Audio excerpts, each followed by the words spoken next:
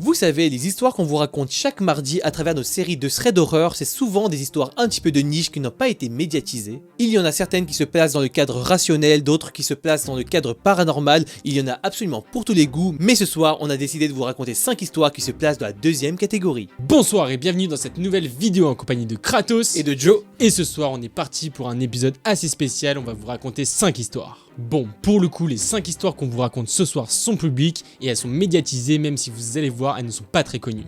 En tout cas, nous, c'est la première fois qu'on en entendait parler pour la plupart. Franchement, elles sont assez troublantes et perturbantes, n'hésitez pas à nous dire ce que vous en avez pensé en commentaire. Si vous aimez ce genre de format, n'hésitez pas à nous le dire pour qu'on puisse réitérer. On sait que vous aimez beaucoup les histoires paranormales comme nous d'ailleurs, et donc c'est pour ça que ce soir, vous serez servis. On espère vraiment que cette vidéo du vendredi va vous plaire. En tout cas, si c'est le cas, n'hésitez pas à nous le dire. N'hésitez pas également à vous abonner si ce n'est pas déjà fait pour pouvoir ne rien louper. Et également activer la cloche et nous rejoindre sur tous les réseaux sociaux. Bref, on va pas être extrêmement long. C'est un format qui change un petit peu. Vous allez voir qu'on a essayé de changer un petit peu les lumières. On espère que vous allez kiffer ça. En attendant, on est parti pour la première histoire.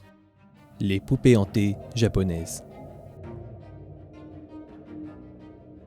L'histoire des poupées hantées du Japon remonte à plusieurs siècles. Elle est ancrée dans la tradition de vénération et de croyance en la vie après la mort. Les poupées, ou en japonais tsukumogami, sont des objets inanimés qui après quelques années prendraient vie et acquéreraient une conscience. Mais en pratique, elles sont plus souvent considérées comme des porteuses d'esprits maléfiques qui porteraient donc malheur et causeraient du tort aux personnes les possédant. Et ce soir, on va vous raconter l'une des histoires les plus connues parmi les histoires de poupées au Japon, celle de Okiku. La poupée en question a été conçue dans les années 1910 et elle a été spécialement faite pour une jeune fille appelée Okiku.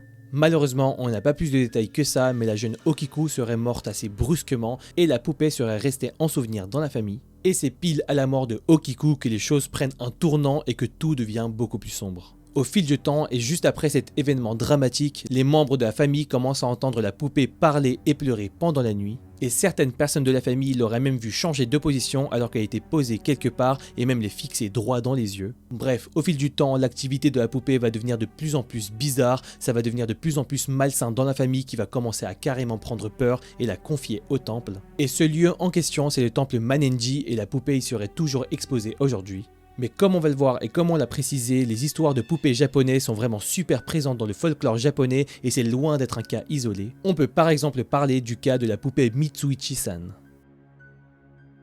Comme vous l'avez compris, la famille la possédant aurait été victime d'une malédiction. Cette fameuse poupée aurait été achetée lors d'un voyage familial et tout aurait commencé à basculer lorsqu'ils seraient rentrés chez eux et que cette dernière aurait montré un visage tout à fait différent. Comme de la première histoire, la poupée aurait été vue en train de se déplacer alors qu'elle aurait été posée à des endroits bien définis, mais ça va plus loin que ça parce que les membres de la famille ont rapidement commencé à tomber malades. Les choses commencent à s'accélérer, la famille commence à faire le lien avec la poupée et leur état commence à empirer si bien qu'ils décident de vendre la poupée à un antiquaire qui va lui-même le revendre à une tierce famille. Et sans en savoir un mot à propos de cette poupée, cette même famille va commencer à vivre des événements paranormaux, les mêmes manifestations, la poupée qui bougerait et qui apporterait le malheur dans leur famille. Et d'après ce qu'on dit, chaque famille la possédant aurait cherché à s'en débarrasser, la léguant à son tour à une autre famille, et toutes celles la possédant connaîtraient des malheurs, des maladies et des phénomènes complètement inexpliqués. The Entity Faces. The Entity Faces est une histoire troublante et paranormale qui s'est passée en 1974. L'histoire se passe à Culver City en Californie et se base sur les expériences de Doris Bitter. Cette femme prétend être hantée par des entités surnaturelles. Doris est une femme divorcée qui a 4 enfants et qui habite dans une petite maison dans la banlieue de Culver City. Malheureusement, elle a des antécédents très compliqués car elle aurait été négligée et maltraitée par ses parents. Bref, son passé n'est pas facile, mais ce qui va lui arriver ensuite l'est encore moins. Doris commence à remarquer dans sa maison qu'il y a des phénomènes inexpliqués. Elle entend des bruits de pas, il y a des objets qui bougent tout seuls et elle entend des choses. Et vous allez voir, les phénomènes deviennent de plus en plus violents parce qu'elle aurait été attaquée par des entités invisibles et on vous le prévient, c'est assez gore, mais elle aurait même été abusée sexuellement par des entités très régulièrement. Et les choses deviennent encore plus terrifiantes lorsqu'elle affirme voir le visage de ces entités. Ces derniers flotteraient dans l'air et auraient des formes spectrales, très facilement reconnaissables comme si c'était hyper réaliste. Et ces entités vont continuer à tourmenter Doris et sa famille pendant des mois jusqu'à ce que finalement elle se décide à aller demander de l'aide à des parapsychologues. Ce groupe va venir dans la maison, ils vont commencer à faire plusieurs expériences et eux-mêmes vont être témoins de plusieurs phénomènes inexpliqués. Ces derniers vont essayer de chasser les esprits de la maison, malheureusement ça ne va pas du tout marcher et ça va même enclencher une escalade d'événements très violents. Les entités deviennent de plus en plus agressives et commencent à s'attaquer aux parapsychologues eux-mêmes. Bref, l'histoire de Doris Bitter a largement été recouverte médiatiquement et publiquement après ça. Elle a même inspiré le livre et le film The Entity sorti en 1982. Et même si énormément de personnes questionnent la véracité de ces faits et la stabilité mentale de Doris, cette histoire a tout de même choqué Doris et toute sa famille, ainsi que toutes les personnes qui ont été confrontées à sa maison hantée. The Black Hope Curse. La troisième histoire, c'est celle du Black Hope Curse qui tient plus de la légende urbaine, mais vous allez le voir, il y a des faits vraiment très troublants. Et elle se déroule dans la petite ville de Houston au Texas, aux États-Unis. Pour être plus précis, et c'est important dans le cadre de cette histoire, et implique une maison abandonnée qui se situe dans le quartier de Sunnyside dans Houston et qui est censée être maudite. Cette maison était surnommée Black Hope Cemetery House en raison de sa proximité avec un ancien cimetière de la région. Et les fondations de cette maison reposeraient elles-mêmes sur un ancien cimetière qui était utilisé pour les esclaves afro-américains pendant cette période de l'esclavage. Lorsque la maison a été construite, les tombes n'ont pas été déplacées et les restes des défunts sont restés en dessous de cette dernière pendant de très nombreuses années. Et au fil de ces mêmes années, des histoires de phénomènes super étranges et de malchance ont commencé à circuler dans la région. Les gens se promenant dans les alentours auraient vu des apparitions inquiétantes et fantomatiques autour de la maison ainsi que des bruits qui étaient complètement inexpliqués. Certains témoins affirment avec exactitude qu'ils auraient vu des fenêtres et des portes s'ouvrir toutes seules et que des objets se déplaceraient sans aucune explication rationnelle dans la maison. Mais ce n'est pas tout parce que c'est bel et bien les habitants résidant dans la maison qui connaîtraient le plus de malchance et qui auraient donné naissance à la légende du Black Hope Curse. Les propriétaires successifs de la maison auraient chacun à leur tour connu des malheurs allant de la faillite financière aux maladies graves et même à la mort. Certains auraient eu des séquelles physiques et auraient affirmé été poursuivis par des entités dans la maison. Bien entendu, les rumeurs entourant cette maison se sont très rapidement propagées et tous les habitants de Houston ont été plongés dans la peur. Et donc après ça, la maison a été laissée à l'abandon, ce qui a fait le bonheur de tous les explorateurs en herbe et en quête de paranormal qui sont venus enquêter dans la maison. Et c'est finalement en 2004 que la maison est démolie pour faire place à une nouvelle construction. Mais la légende du Black Hope Curse continue de hanter l'esprit des gens, suscitant des théories et des spéculations sur les raisons de pourquoi la maison aurait été maudite. Bref, qu'on y croit ou non, l'histoire du Black Hope Curse reste l'une des histoires les plus effrayantes et les plus marquantes de toute l'histoire du Texas.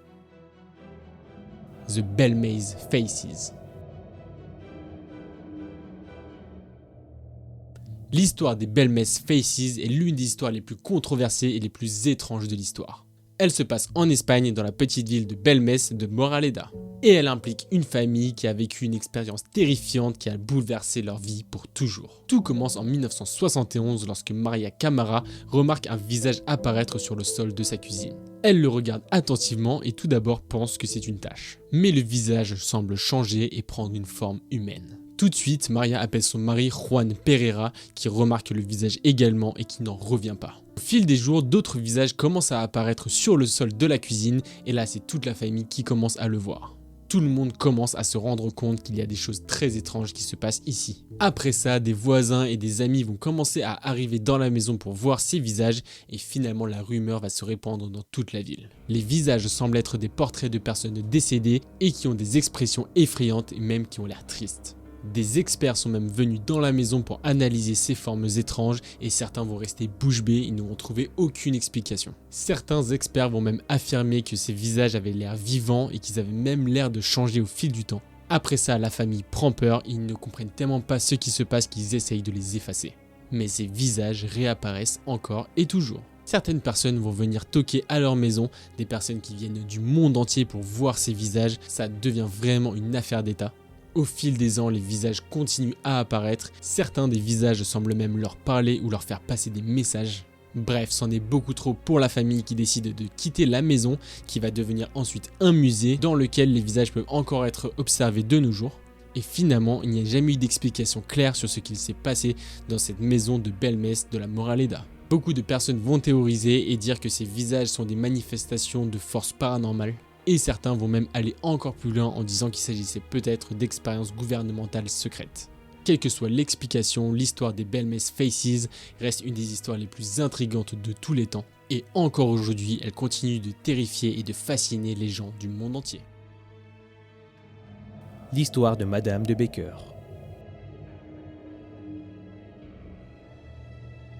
Au début des années 1920, une femme nommée Madame de Baker achète une maison située dans la rue de la Perle à Paris avec son mari. Dès leur emménagement, Madame de Baker commence à ressentir une présence sinistre dans la maison. Elle prétend que les objets se déplacent sans raison et qu'elle entend des bruits étranges tels que des pas et des voix. Mais son mari, quant à lui, semble ne rien remarquer. Cependant, les événements tragiques vont commencer car peu de temps après leur emménagement, Madame de Baker découvre le corps sans vie de son mari dans la maison. La police conclut que l'homme a été victime d'un cambriolage qui a mal tourné. Mais certains soupçonnent Madame de Baker d'avoir joué un rôle dans la mort de son mari. Après le décès de ce dernier, Madame de Baker reste seule dans la maison. Elle continue de ressentir une présence étrange et d'entendre des bruits bizarres, et elle prétend également voir des apparitions fantomatiques, notamment celle de son mari décédé. En 1925, Madame de Baker est retrouvée également morte dans la maison. Encore une fois, la police conclut rapidement qu'elle a été assassinée. On découvre plus tard que son neveu, qui était héritier de la maison, a engagé un homme pour la tuer, et après le meurtre, le neveu et son complice ont jeté le corps de Madame de Baker dans la Seine. Les gens ont signalé des bruits étranges, des apparitions fantomatiques, ainsi que des sensations de froid et de peur. La maison est aujourd'hui inhabitée et les gens qui passent devant évitent de s'approcher de trop près. Et la légende raconte que si vous écoutez attentivement, vous pouvez encore entendre des cris de Madame de Baker qui résonnent de la maison hantée dans la rue de la Perle. Bon, vous l'avez vu, on a innové un petit peu, cette dernière histoire on l'a racontée en full voix off, alors n'hésitez pas à nous dire ce que vous en avez pensé et est-ce que c'était immersif. Et plus globalement, n'hésitez pas à nous dire ce que vous avez pensé des 5 histoires, parce que franchement, il y en a certaines qui sont vraiment pas très connues et dont les informations sont assez dures à chercher finalement. En tout cas, nous on les a trouvées hyper originales ces histoires et ça nous donne vraiment envie de continuer un petit peu à pousser et à trouver d'autres histoires du genre un petit peu glauques et un petit peu étranges. D'ailleurs, on sait, parce que vous êtes très nombreux à nous le dire, que vous aimez les histoires paranormales, donc si ce concept vous a plu et surtout si vous voulez en savoir plus, n'hésitez pas à nous le faire savoir en nous disant ce que vous en avez pensé, en likant la vidéo, on le dit assez rarement ça finalement, et également à vous abonner pour pouvoir ne rien louper si ce n'est pas déjà fait, activer la cloche pour être notifié de toutes les sorties de vidéos. Vous avez également pour faire la panoplie complète tous les réseaux sociaux qui s'affichent là à l'écran, notamment Discord pour discuter en direct avec nous, c'est toujours super cool et on passe vraiment du bon temps. On espère en tout cas que vous avez apprécié cette petite vidéo. Nous on vous remercie quand même pour tout votre soutien, pour tous les retours que vous nous faites en commentaire, ça fait toujours super plaisir. C'était Joe et Kratos, on vous dit que vous êtes des grands oufs et on vous dit également à mardi prochain pour une nouvelle vidéo. Ciao. Bon, désolé pour cette hésitation, mais c'est une fin de tournage. Vous avez vu, on est rouge. Franchement, elles sont assez troublantes et assez perturbantes. N'hésitez pas à nous dire ce que vous en avez pensé en description.